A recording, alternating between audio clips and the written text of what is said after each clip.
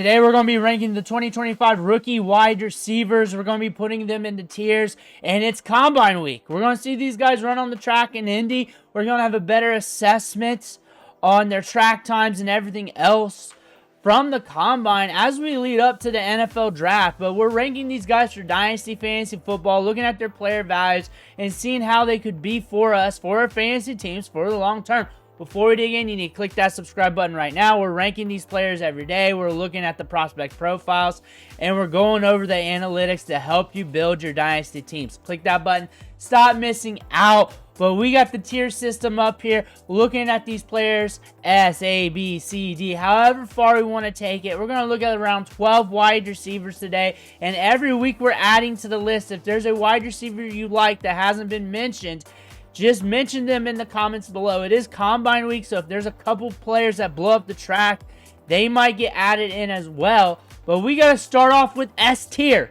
S tier, and it's a lonely tier this year. It's a tier where we do have some talents. We do have some talent on the high end that everybody's looking forward to, and we know who it is. It's T-Mac, and T-Mac has been balling out throughout his career. Even his freshman season, we come up catching 39 balls for 702 yards, 17.9% target share.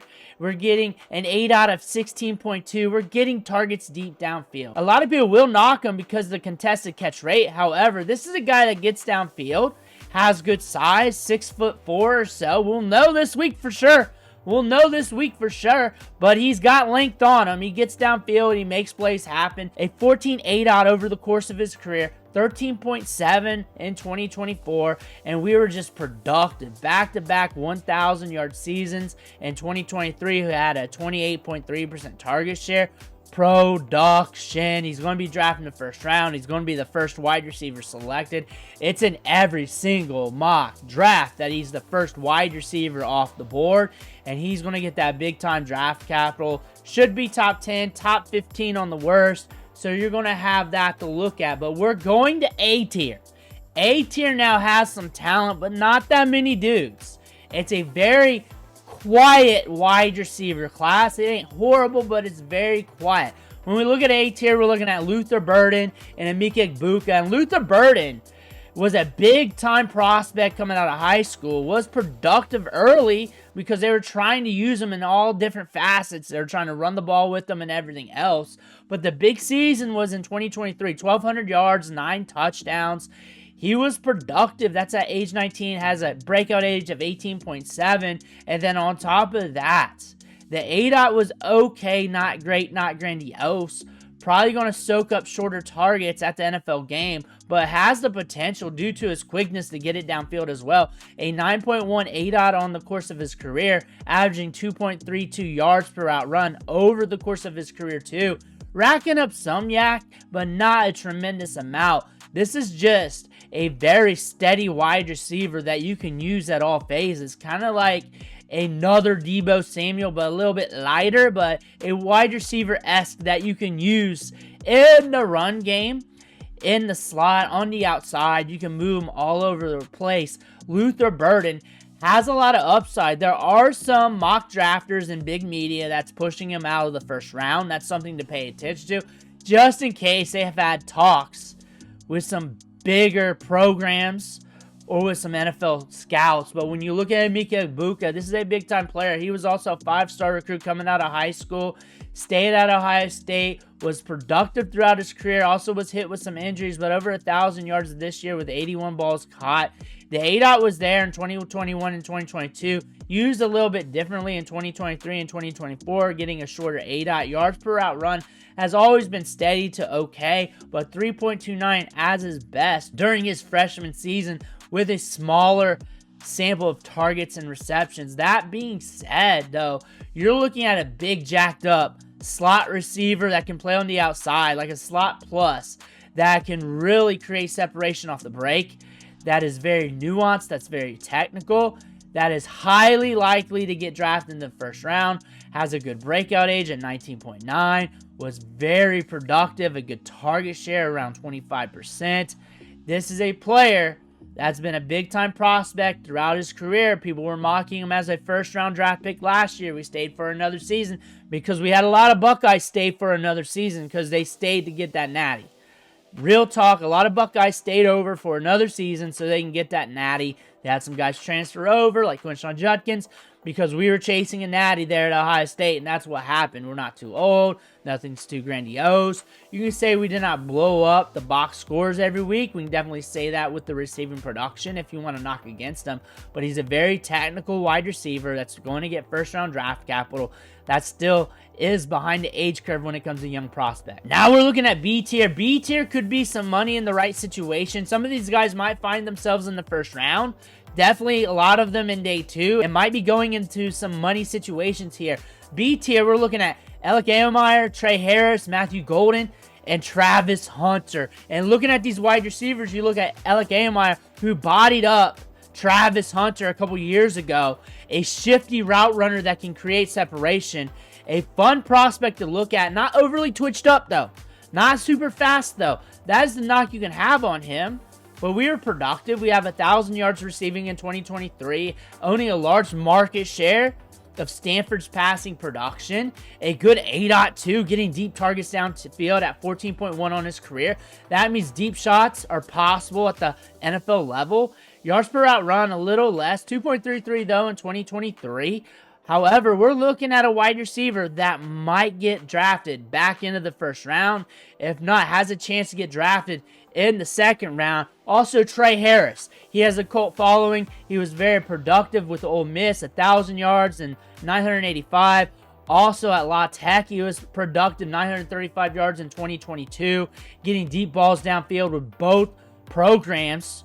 That is enticing for fantasy production, getting those deep shots downfield. At least you could possibly be a volatile candidate. Has good listed size, but we'll get good confirmation this week, so I'm really not going to talk about that. 5.12 yards per route ran this year here in 2024. 60 balls caught, very productive, very sticky hands downfield as well. A guy that can really carve out a role with his new NFL team. Matthew Golden has been on the rise, so he's steady into this tier.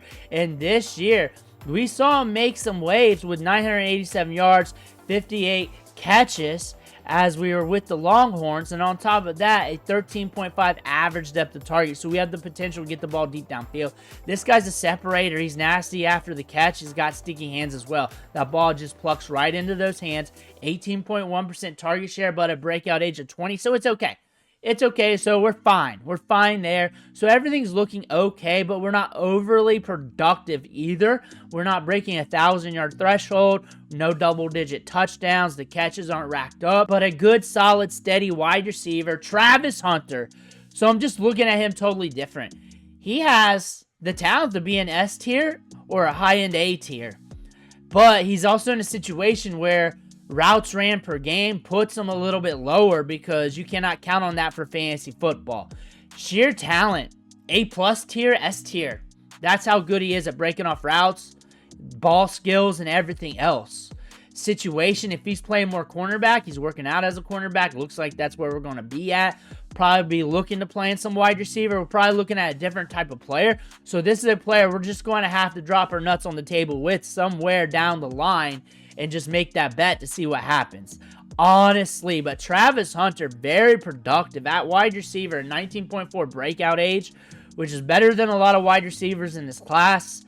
1,200 yards this year, 15 touchdowns, 2.51 yards per route ran. His ADOT's over 10, so everything's been looking solid with the advanced analytics.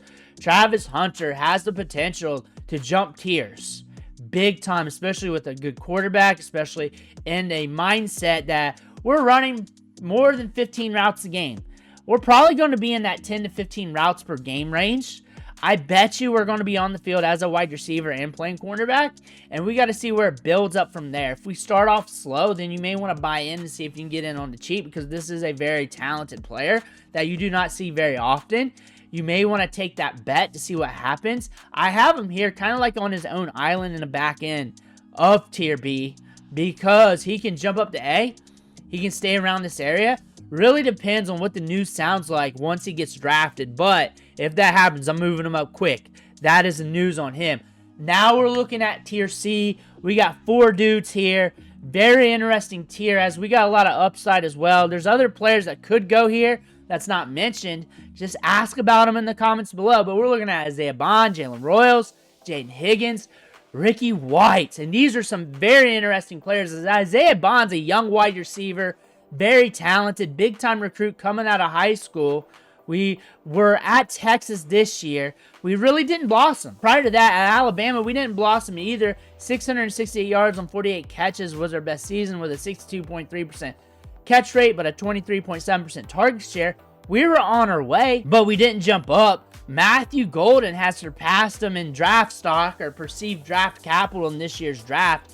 A-Dot's looking sexy. I think he's a very talented wide receiver that could make some headways and climb the depth chart if given some time, may need some development. Another year at college football with Arch Manning would be great for him. It would be really great for his draft stock. But now we got to see where he goes in the NFL draft. He could slide or get drafted a little bit higher than expected. Jalen Royals. This is a solid wide receiver prospect. He is twitched up and he has good hands. He creates separation. We can play on the slot, but we can play on the outside. A good route runner. He's very technical. 71 balls caught in 2023, 55 this year. We got the production to our name, but we're a good wide receiver with an okay breakout age, a good college target share, 34.5%, that could do some things at the next level that we're waiting to see where he goes in the draft. Jaden Higgins went off at the Senior Bowl, but he was not the only Iowa State kid to go off at the Senior Bowl practices. A 28.5% target share over at Iowa State, 1,100 yards this year, 9 touchdowns. We're seeing where he goes. He's a baller. We got some length to him as well. Good A-Dots, can catch the ball downfield, make plays happen. That's what you like. A 12.1 A-Dot this year, 13.2 the year prior. We're just getting it deep, and there's upside to that.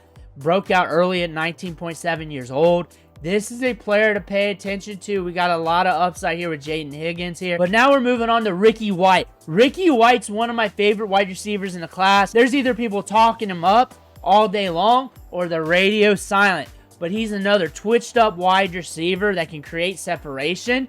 He's got sticky hands. He's a baller. He is a baller. Back-to-back 1,000-yard seasons. Big-time production when it comes to reception. 89 receptions in 2023 on 139 targets, 79 this year in 2024. That's with an A-Dot of 11.8, and then the year prior an A-Dot of 12.4. This guy is a monster. A 43.6% target share, an age 18 breakout age. Ricky White is a monster that you need to pay attention to, and he's also going to be in a good discount in rookie drafts. After the running back runs are done, you're still going to be looking at a wide receiver like this. Go check the tape. Just go check the tape. But we're looking at tier D right now. We got one guy left. One guy to look at. That's Jack Beck. Jack Beck at the Senior Bowl made some money. He's up there in the PFF rankings. I'm not 100% sold, but he was a big-time prospect coming out of high school. Went to LSU, wide receiver U, stiff competition. However, that stiff competition ran him out. Went to TCU, and we had to have a ramp-out season. 1,000 yards this year on 62 catches, 62 balls caught, 13.3 A-Dot. We do have a little bit of length to him. We can catch the ball downfield a little bit. I'm just not sold. We have a late breakout age and everything else with this player, and this is a player that we're looking at who's going to start his career at around 22 years old, an older wide receiver prospect with limited production to his game, but we can create separation. We can win on the outside. Draft capital might be on our side, which if it is, we may have to bump him up a tier. Talent-wise, though, I got to see where he goes. We got to land in the right situation. If he lands in the right situation with a good quarterback where the ball's spraying around, seeing his talents where he's good downfield, where he was underutilized at LSU with good talent there, and we could step up our game and develop, we got to look at that because we're going to get opportunities to prove ourselves in camp where 4th rounders, 5th rounders that we like won't. But Betch, when we look at him, he's a player that does have some upside, player at the Senior Bowl that really gained some money, a guy to really think about when you're looking at in your rookie drafts. But those are the wide receivers we're looking at today. Let me know what you think in the comments below. Make sure to hit that subscribe button on the way out. I want to thank you for watching. Catch you on the next video.